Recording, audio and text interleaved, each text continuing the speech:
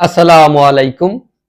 আমরা আজকে আলোচনা শুরু করব একটা খুশির সংবাদ দিয়ে। সেটা হচ্ছে যে আমরা সবাই জানি যে মার্কিন যুক্তরাষ্ট্র অনেক ধরনের অপরাধ করে বা অনেক দেশে হামলা করে বা অনেক দেশের বিরুদ্ধে বিভিন্ন ষড়যন্ত্র করে। আসলে সেগুলোর কোনো বিচার বা সেগুলো নিয়ে আ কোনো রকম তাদের বিরুদ্ধে কোনো অভিযোগ বা কোনো রকম শাস্তি এরকম কোনো কিছু আসলে অতীতে কখনো হয়নি বা তেমনভাবে কোনো একটা এরকমভাবে কেউ কোনো পদক্ষেপও নেয়নি।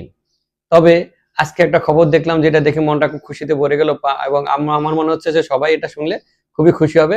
সেটা হচ্ছে যে মার্কিন যে সাবেক প্রেসিডেন্ট জো বাইডেন তার বিরুদ্ধে কিন্তু যুদ্ধ অপরাধ ও মানবতা বিরোধী অপরাধের অভিযোগ তুলে তাদের দেশেরই একটা সামাজিক নাগরিক সংগঠন ডেমোক্রেসি পর্দা আরব ওয়ার্ল্ড নাও এই আন্তর্জাতিক অপরাধে আদালতে তারা একটা অভিযোগ করেছে এবং সেখানে তারা এই অভিযোগের জন্য তারা তদন্তের জন্য একটা আবেদন করেছে।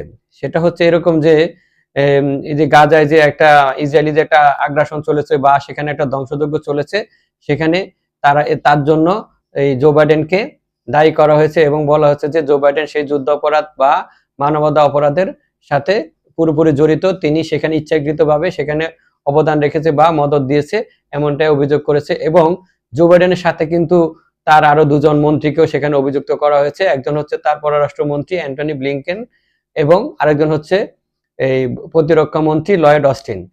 তো আসলে এখন যা বোঝা যাচ্ছে যে এই তার দেশের মানুষই তার প্রতি ক্ষুব্ধ এবং সেই সংগঠনটি সেখানে এমনভাবে অভিযোগ তুলেছে যে এটার একটা তদন্ত হওয়া উচিত এবং মানে আন্তর্জাতিক অপরাধ আদালতে সেখানে তারা এটা এই তদন্তের জন্য সেখানে একটা আবেদন করেছে এবং তারা সেখানে এটা সুন্দরভাবে উপস্থাপন করেছে। আর এমন একটা প্রতিবেদন প্রকাশিত হয়েছে পাকিস্তানি গণমাধ্যম ডনে। আর এর বাইরে আবার গতকালকে জাতিসংঘের মহাসচিব কিন্তু ইসরায়েলের বিরুদ্ধে একটা নিন্দা জ্ঞাপন করেছে। যে জেনেভায় মানবাধিকার কাউন্সিলের 58তম সম্মেলনে তিনি ভাষণে একটা কথা বলেন ইসরায়েলের উদ্দেশ্যে যে গাজায় মানে অসহনীয় মৃত্যু এবং ধ্বংসযজ্ঞের পরেও পশ্চিম তীরে আবারও মানবাধিকার লঙ্ঘন আকাশচুম্বী পর্যায়ে চলে গেছে ইসরায়েলের। আসলে এটা কোনোভাবে মেনে নেওয়ার নয়। তবে দ্রুতই সব দেশকে আহ্বান করেছেন যেন তারা সংযত থাকে এবং বিশ্বের বিভিন্ন দেশের প্রতি আহ্বান জানিয়েছে তারা যেন এটার প্রতি একটা মানে এখানে একটা শান্তির জন্য একটা কার্যকর পদক্ষেপ নেয়। তিনি সেখানে বলেছেন এবং তিনি এটার বিরুদ্ধে একটা নিন্দা জ্ঞাপন করেছেন। আর এর বাইরে কিন্তু আবার ইসরায়েলি প্রধানমন্ত্রী বেনিয়ামিন নেতানিয়াহু কালকে একটা কড়া হুঁশিয়ারি দিয়েছেন। তিনি বলেছেন যে তার দেশ গাজায় ফের আক্রমণের জন্য বা হামলা করার জন্য সম্পূর্ণরূপে প্রস্তুত রয়েছে এবং তিনি বলেছেন যে তার দেশের যে নিরাপদ মানে আইডিএফ বা সামরিক বাহিনী তারা কিন্তু সর্বাত্মকভাবে প্রস্তুতি নিয়ে রেখেছে যে গাজায় যে কোনো সময় হয়তোবা আবার হামলা করতেও পারে। কারণ যদি গাজা যদি কোনো রকম মানে উল্টাপাল্টা কিছু দেখে, বিশেষ করে তারা তো হঠাৎ করে একটা অভিযোগ আনে, এরকম কোনো কার্যক্রম দেখিয়ে তারা সেখানে হামলা করার সম্ভাবনা অনেকটা রয়ে গেছে। আর এর বাইরে পাশাপাশি আরেকটা ঘটনা, সেটা হচ্ছে যে কালকে এই যে ইসরায়েলের যে অর্থমন্ত্রী স্মোট্রিচ তিনি কিন্তু সাংবাদিকদেরকে এক প্রশ্নের উত্তরে তিনি বলেছেন যে ট্রাম্প প্রশাসনের সহায়তা এবং তার দেশের যে নতুন যে সেনা প্রধান তার সহায়তায় বা তার নেতৃত্বে এই গাজায় পুনরায় হামলার জন্য অনেকটাই প্রস্তুত ইসরায়েল। তিনি বলেছেন যে ট্রাম্প প্রশাসনের সহযোগিতা এবং সহায়তা সমর্থনে এই ইসরায়েল মানে গাজায় পুনরায় হামলা করবে এবং তারা সেটা তাদের যে নতুন সেনাপতি সেটা হচ্ছে আয়াল জামির নেতৃত্বে তারা এটা সম্পন্ন করবে এবং তারা পুরোপুরি এটাতে পরিকল্পনা নিয়ে রেখেছে এবং পাশাপাশি তারা এটার জন্য সম্পূর্ণরূপে প্রস্তুত। আর এমন একটা প্রতিবেদন প্রকাশিত হয়েছে এই তুরস্কের গণমাধ্যম আনাদোলুতে। আর এর বাইরে কিন্তু আবার আরেকটা জিনিস আমরা শুনলে আসলে হতাশ, সেটা হচ্ছে যে যারা বিশ্বে মানবাধিকারের কথা বলে বা যারা বিশ্বে দেখবেন বিভিন্ন অপরাধের কথা নিয়ে বেশি সমালোচনা করে, তার তেমন একটা দেশ হচ্ছে জার্মানি। তো জার্মানির কিন্তু নির্বাচন হয়ে গেছে গত পরশু, সেখানে কিন্তু নতুন একজন চ্যান্সেলর নির্বাচিত হয়েছেন। তিনি হচ্ছেন যে ফ্রিডরিশ মেটজ। তো তিনি কিন্তু জানেন যে নেতানিয়াহুর বিরুদ্ধে কিন্তু আইসিসি আন্তর্জাতিক অপরাধ আদালত থেকে একটা গ্রেপ্তারি পরোয়ানা জারি করা হয়েছে। আর তিনি গ্রেপ্তারি পরোয়ানা জারির মধ্যেও তিনি ইসরায়েলের প্রধানমন্ত্রী বেনিয়ামিন নেতানিয়াহুকে তার দেশে আমন্ত্রণ জানিয়েছেন এবং তিনি বলেছেন যে সেখানে আরেকটা কথা তিনি আসলে ট্রাম্পকে উদ্দেশ্য করে বলেছেন। তিনি বলেছেন যে যুক্তরাষ্ট্রের চাপিয়ে দেওয়া কোনো কিছুই তারা মানে কি করবে না, মেনে নিবে না, বা যুক্তরাষ্ট্রের চাপ থেকে তারা বের হয়ে যেতে চাচ্ছে।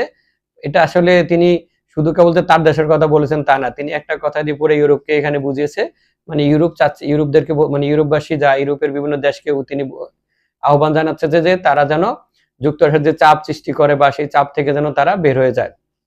তো এর বাইরে আবার আরেকটা খবর আমরা, সেটা হচ্ছে যে আমরা গতকালকে দেখলাম যে এই ডোনাল্ড ট্রাম্প এবং ফ্রান্সের প্রেসিডেন্ট ইমানুয়েল ম্যাক্রো কিন্তু হোয়াইট হাউসে একটা বৈঠক করেছে। সেখানে কিন্তু তারা ইউক্রেন রাশিয়ার যুদ্ধ নিয়ে অনেক দীর্ঘ সময় নিয়ে একটা আলোচনা করেছে, এবং তারপর পরে কিন্তু তারা আবার সেখানে আলাদা একটা সাংবাদিক সম্মেলন করেছে। তখন কিন্তু দেখা গেছে তাদের যে বক্তব্যের মধ্যে কিন্তু একটা বড় ধরনের পার্থক্য রয়েছে।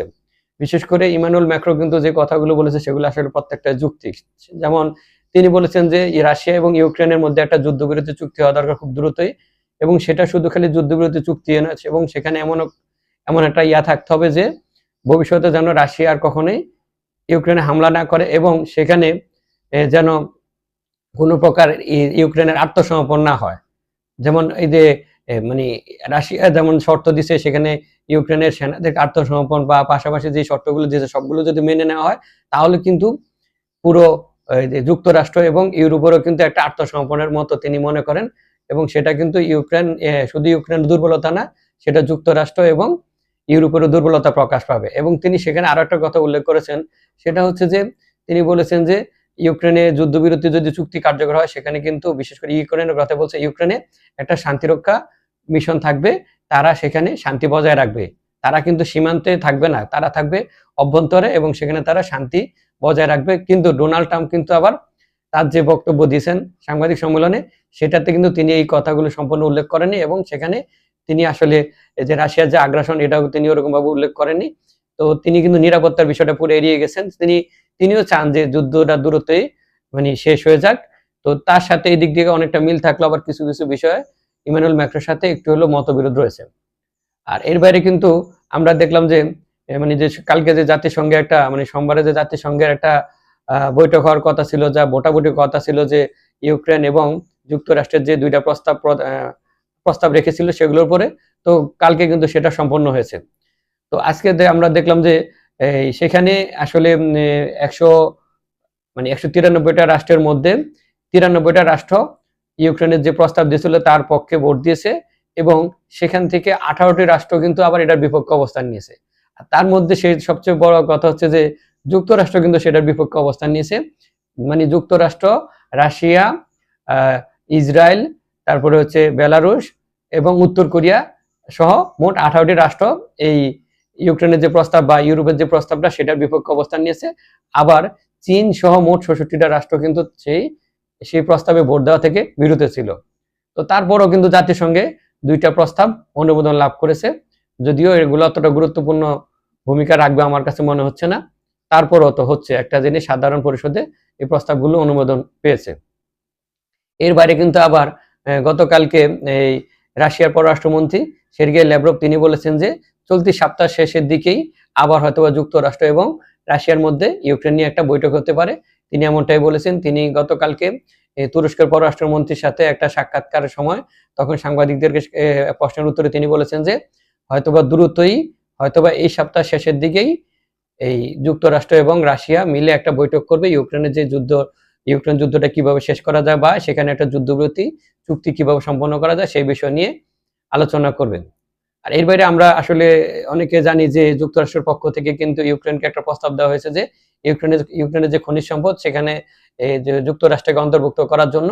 তো গতকালকে আবার কিন্তু ইউক্রেনের যে উপপ্রধানমন্ত্রী তিনি কিন্তু বলেছেন যে খুব দ্রুতই যুক্তরাষ্ট্র এবং ইউক্রেনের যে খনিজ একটা চুক্তি হবে সেটা কিন্তু কার্যকর মানে চুক্তিটা সম্পন্ন হওয়ার কথা রয়েছে, এবং তারা ইতিমধ্যে এটার একটা খসড়া সম্পন্ন করে ফেলেছে।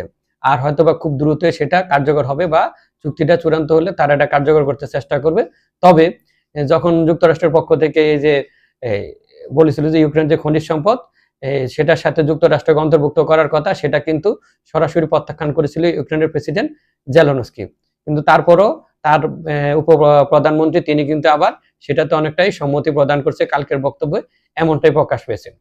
আর এর বাইরে আমরা যদি একটা জিনিস দেখি সেটা হচ্ছে যে সিরিয়ার উপর যে একটা সর্বাত্মক একটা নিষেধাজ্ঞা ছিল, সিরিয়ার যে গুরুত্বপূর্ণ কয়েকটা খাত ছিল, যেমন 3টা খাত ব্যাংকিং, জ্বালানি এবং পরিবহন, সেই যে এগুলোর উপর যে একটা নিষেধাজ্ঞা দিয়েছিল ইউরোপীয় ইউনিয়ন, সেটা তারা কালকে তুলে নিয়েছে বা সেটা তারা স্থগিত করেছে। আর এর পাশাপাশি আমরা কালকে আরেকটা জিনিস দেখলাম যে ফ্রান্সের যে রাশিয়ার যে একটা কনসুলেটর রয়েছে সেখানে কিন্তু 3টি ককটেল বিস্ফোরিত হয়েছে, তবে সেখানে পরবর্তীতে নিরাপত্তা জোরদার করেছে এবং সেখানে তেমন কোনো হতাহতের খবর ঘটেনি। তো যাক, সর্বোপরি যা দেখলাম যে এখন আসলে বিশেষ করে ইউরোপ, যুক্তরাষ্ট্র, রাশিয়া, ইউক্রেন বা সব জায়গায় সবাই চাচ্ছে শান্তি বজায় রাখতে। বিশেষ করে ইউরোপ, ইউক্রেন রাষ্ট্রটা নিয়ে সবাই এখন খুব গুরুত্ব দিচ্ছে।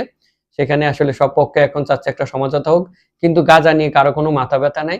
যদিও সেখানে একটা যুদ্ধবিরতি চুক্তি হয়েছে বা পাশাপাশি অনেকটা কার্যকর রয়েছে, কিন্তু তারপরও ইসরায়েল কিন্তু প্রতিদিন হুমকি দিচ্ছে যে তারা হয়তো যে কোনো সময় আবার গাজায় হামলা করবে এবং পাশাপাশি তারা কিন্তু পশ্চিম তীরে তাদের সামরিক অভিযান অব্যাহত রেখেছে। তো দেখি যুক্তরাষ্ট্র বা রাশিয়া বা ইউরোপ তারা আসলে ইউক্রেনের জন্য কতটুকু করে, পাশাপাশি গাজার জন্য কতটুকু তারা কি পদক্ষেপ নেয়।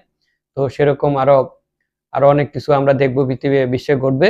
তো আসলে সে সবকিছু জানার জন্য আমাদের চ্যানেলের সঙ্গে থাকবেন। ভালো থাকবেন। আল্লাহ হাফেজ।